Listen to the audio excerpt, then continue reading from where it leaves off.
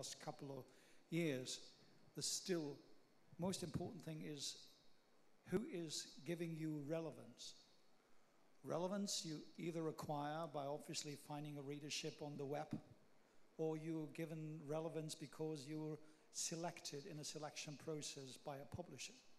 So what Julian was just saying is we find a new web reality for giving relevance because we hire good people, we make a good distribution process, a good advertising process, and that's simply a new form of publishing. So the publisher, let's say, has moved to another planet in the Gutenberg galaxy.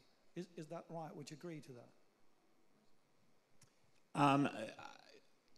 Yeah, I guess I think of this also, I of course think of this in a creative way, that I want to write my books and find as many readers as possible to share my experience with. But I also want to do this for a living. And so it's also about, can I make enough money to support this? And I think that's probably true with filmmaking too, is that you want to be able to do this professionally, which means that you have to earn enough to do that. And I think by having customers or having collaborators, it makes that possible. And so I think relevance is very, very attuned to whether you're actually being a professional and earning money doing what you love. Well, I wouldn't know much about book publishing, but related to films, I would say that in the content of self-marketing and all the possibilities out there, I think that things might change a little, and the self-marketing tools might give you some possibilities, but I think those possibilities are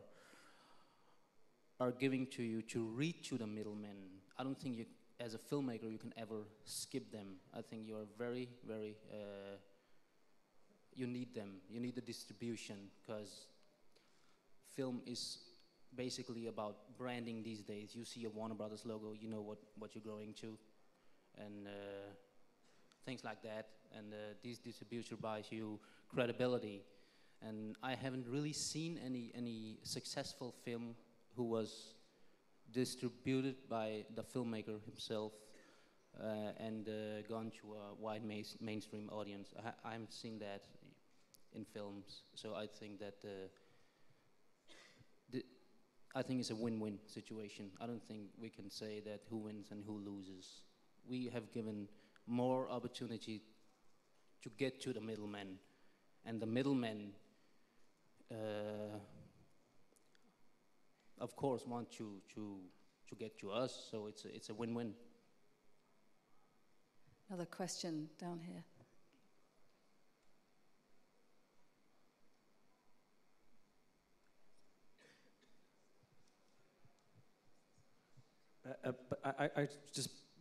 I don't know if I'm asking a question or I'm just disagreeing, but I think if you take a look at Summit Entertainment, for instance, which now has become a studio almost, well, it is a studio, but it used to be an independent distributor. They are now known as a studio. I guess in the beginning they were middlemen themselves. They were producing their own content.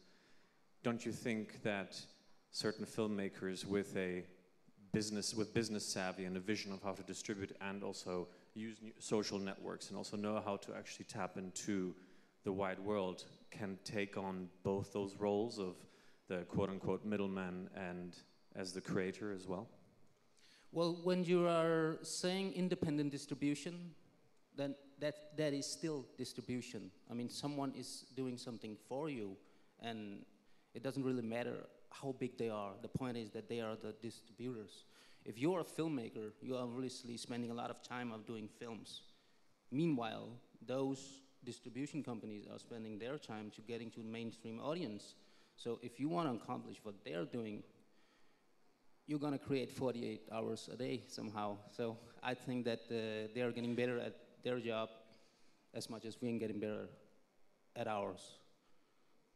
That's my personal opinion.